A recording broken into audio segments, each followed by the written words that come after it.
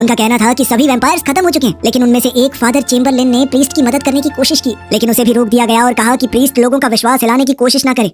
इस दौरान एक तेज रफ्तार ट्रेन में लूसी को वैम्पायर्स एक पिंजरे में बंद करके ले जा रहे थे। तभी उनमें से एक उसका मजाक उड़ाने लगा और तभी एंट्री हुई ब्लैक हैट की। ब्लैक हैट ने लूसी से कहा कि तुम्हें बचाए रखने के लिए ही पिंजरे में रखा गया है। इस पर लूसी कहने लगी कि मेरे अंकल प्रीस्ट हैं, वो मुझे बचाने के लिए जरूर आएंगे और फिर तुम सब मरोगे। लेकिन लूसी को ये नहीं पता था कि ब्लैक हैट इस पल का सदियों से इंतजार कर रहा था। वहीं शहर में फादर चेम्बरलिन ने प्रीस्ट से कहा कि मैं कुछ भी करके फैसला बदल नहीं पा रहा, और ये सुनकर प्रीस्ट बहुत निराश हो गया। वो इस सोच में पड़ गया कि इतनी कुर्बानियों के बाद भी उसकी बात तक नहीं सुनी जा रही, और अगर अब चर्च उसकी मदद नहीं कर रहा तो उसे मामला अपने हाथ में लेना होगा। तभी चर्च के सैनिकों ने प्रीस्ट को चारों तरफ घेर लिया। चेम्बरलिन ने कहा कि सिर्फ अच्छी चीजों के बारे में सोचो, ऐसा कुछ मत करना जिससे तुम्हें बाद में पछताना पड़े। ये सुनकर प्रीस्ट बेहद उदास हो गया, क्योंकि अब उसे चर्च के खिलाफ जाना होगा। उसने कुछ ही सेकंडों में एक एक करके सभी सैनिकों को ढेर कर दिया। इसके बाद उसने अपने हथियार निकाले और लूसी को बचाने के लिए शहर से बाहर निकल गया। प्रीस्ट इंसानी दुनिया के आखिरी निशान छोड़कर वेस्टलैंड के वीरान और खतरनाक इलाके में घुस गया। बेहद तेज रफ्तार के साथ वो आगे बढ़ता गया और सीधा अपने भाई के घर पहुंच गया। प्रीस्ट उस उजड़े हुए घर के अंदर गया और वहाँ उसे ओवन के परिवार की एक फोटो मिली, और बाहर हिक्स ने सोचा कि लुटेरे घर में घुस आए हैं। लेकिन जब उसने देखा कि ये प्रीस्ट है तो वो बहुत खुश हुआ। फिर दोनों साथ में शहर चले गए। शहर पहुंचते ही हिक्स ने एक सेल्समैन को अपने शहर से बाहर निकाल दिया, क्योंकि वो लोगों को वैम्पायर्स के खिलाफ नकली हथियार बेचने की कोशिश कर रहा था। लेकिन शहर के लोग उल्टा उन दोनों को ही गलत कहने लगे कि हमें हथियारों की जरूरत है, तुम रोक क्यों रहे हो उसे। लेकिन हिक्स ने कहा कि अब हमारे साथ प्रीस्ट है, अब कोई वैम्पायर नहीं बच पाएगा। बाद में हिक्स और प्रीस्ट डॉक्टर का इंतजार करते हुए बातें करने लगे। वो यहाँ पर ओवन को देखने आए थे। फिर प्रीस्ट अंदर गया और ओवन के पास बैठा। ओवन ने उससे पूछा कि वो कभी वापस क्यों नहीं आया, जिसके जवाब में प्रीस्ट ने कहा कि मुझे घर आने की इजाजत नहीं थी। फिर ओवन ने बहुत उदास होकर कहा कि उन्होंने शैनन को मार दिया। इस पर प्रीस्ट ने उसे तसल्ली देते हुए कहा कि शैनन ने मरकर तुम्हें जिंदगी दी है। तभी ओवन ने रोते हुए कहा कि भाई कैसे भी लूसी को बचा लेना और उन सारे वैम्पायर्स को खत्म कर देना। बाद में हिक्स ने प्रीस्ट को बताया कि चर्च के आदमी आपको ढूंढ रहे हैं और वो लूसी को बचाने की इजाजत भी नहीं दे रहे। लेकिन मुझे फर्क नहीं पड़ता, मैं लूसी को बचाने के लिए आपकी टीम में शामिल होना चाहता हूँ। लेकिन प्रीस्ट ने कहा कि तुम इस सब के लिए अभी तैयार नहीं हो। ये सुनते ही हिक्स ने गोली उठाई और हवा में एक चाकू से गोली के 2 हिस्से कर दिए। ये देखकर प्रीस्ट ने उससे पूछा कि क्या तुम बंदूक चलाना जानते हो। इस पर हिक्स ने कहा कि बंदूक तो मैं चाकू से भी अच्छी चलाता हूँ। फिर उसने प्रीस्ट से कहा कि तुम तो बंदूक का इस्तेमाल ही नहीं करते, तो इतनी गोलियां क्यों बना रहे हो। प्रीस्ट ने जवाब में कहा कि ये तुम्हारे लिए है।